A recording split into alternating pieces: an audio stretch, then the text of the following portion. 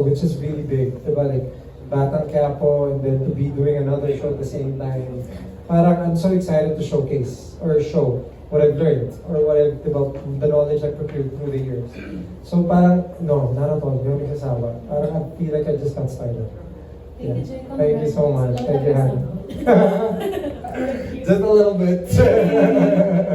Thank you so much, Thank you so Hannah. Inquire.net. Okay, before we move on to our next friend from the media, of course, Kuya Jake, I just want to say, grabe talaga yung ngipin ni Kuya Jake, okay? Can I just say that? And he mentioned 110% totoo ang ngipin niya. Kuya Jake, would you like to repeat it for all of our Wow. viewers at ang friends from the media? I said that as calmly as I could. Yes. Alright, but yeah, no, my teeth, definitely my physique or my face. I'm proud to say that I have no offense. Like, I actually have so much respect for people who like to better themselves. So for me, if you're a person who wants to improve, if you want to go that way, I really respect that. But one thing I am proud of, diba sa 23 years kong artista, I haven't had anything done yet. Not my teeth, not plastic surgery, even though I'm with IB, even though I'm with JOC. So I'm really proud of that. But you know, of course, I can't promise anything. You never know when you get to 45 or 50. You might have to do some improvements. But for now, I'm proud of the fact that I've, I've stayed in the industry for 23 years without having to go that route yet. And that's one thing I'm really proud of. Yes, guys, 110% ha. Nothing done. Care of Jake Cuenca. He Hey, said it hey, you himself. can bring a dentist and have a chat. Yes, No problem. exactly. You know, ang masasabi ko lang, sana all ganun kaputi yung ngipin. I wish, okay? But of course, again, thank you so much, Kuya Jake, for clarifying that to everyone. I'm sure everyone was so curious for a moment. But now we have more questions from our friends from the media, Kuya Jake. Okay, this one is from Mikey Viñas of Capamilya Vines. Okay. Hey, How, yes, Mikey. Yes, Kuya Mikey. Okay.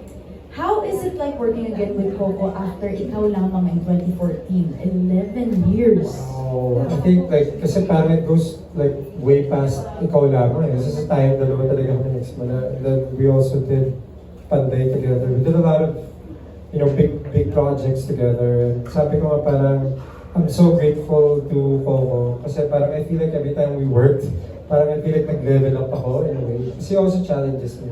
Same way as I challenge him. But for me, I'm so proud of him. Kasi parehas kami, nakita namin yung isa't isa when you were starting in an audition room.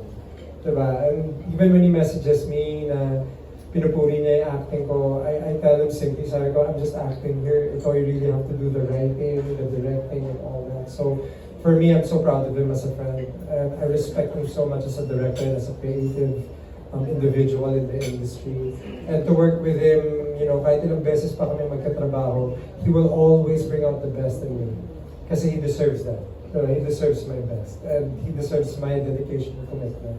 And like I said, parang, sa Batang Quiapo, right now, kasi the tenses, the scenes are, we're having the time of our life. You just, alam mo yung parang kararating mo pa lang sa set, tapos titingin sa'yo, gabi na. It's like you're having so much fun while doing it. And sabi ko, it's so much better also to work together when we're like mature adults. We always had a good working relationship, but I would say parang ngayon would be like talaga, it's even better this time. So I can only imagine 10 years from now it's even gonna be even better. Yes. It's so interesting also. I guess back in 2014, Kuya, co-actors kayo. Ngayon naman, you're working with him as a directing actor. Yeah. What would you say is the biggest difference, Kuya, na ganon? I think like, I know we got to work with each other every step of the way. Parang sabi ko, when we first worked in tayong dalawa, we were fresh. Like we just got the ABS and and then in Ikaw Lamang, it was a reverse naman. Siya naman yung bida ngayon, ako naman yung kontrabida. Tayong dalawa, ako yung bida and siya yung kontrabida. And then when he directed me in Panday, that was his debut as a director. So I also experienced it for the first time as a director. So, but this time it's very different kasi it's one thing to direct a project, but it's also another different story when you have to produce it. Kasi you have to think like an artist, but you also have to think like a businessman. And that's not easy. Diba? So for me, parang with him, parang all the props, all the respect in the world, and for me, parang I just try to be a device for them in the set. Yung tipong kung ano man ang mapasok sa utak niya, I'm there to deliver whatever that is. Yeah. And you're doing absolutely amazing. Thank you. Congratulations. Ito naman, another question from Mikey Viñas again. Will we be seeing you in more screens after My Father, Myself? Movie? Yeah. Yes. Well, for now, my schedule is, it's really tricky, like my schedule right now. But definitely after these two projects, I would like to do a film. But I think like what I'd like to do like immediately, yung parang gusto ko gawin agad-agad.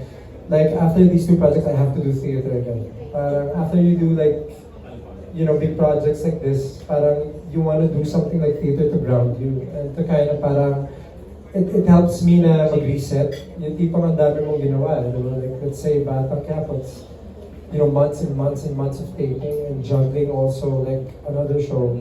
Parang I like to go back to theater. It's more pure in that way, and then at the same time, parang it grounds me and it makes me a better actor. So I think more than a movie, but which if a good offer comes, I will definitely accept. But parang my instruction to like my management right now, the more important thing is theater after this. Yeah.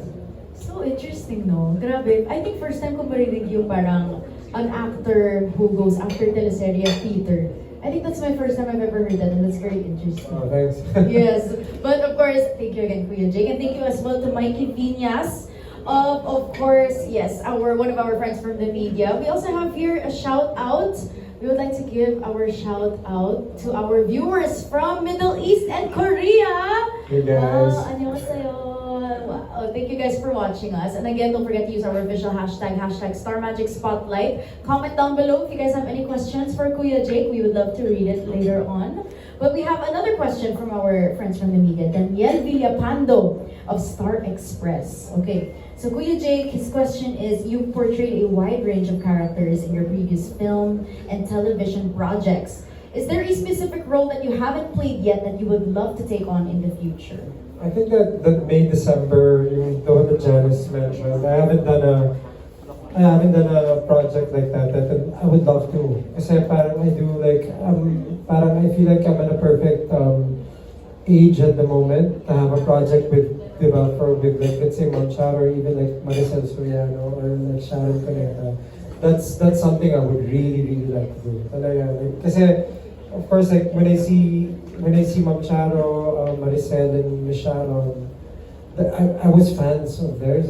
So for me to actualize a project with them, that would be a first, and I would be like so excited to work with them. Talaga.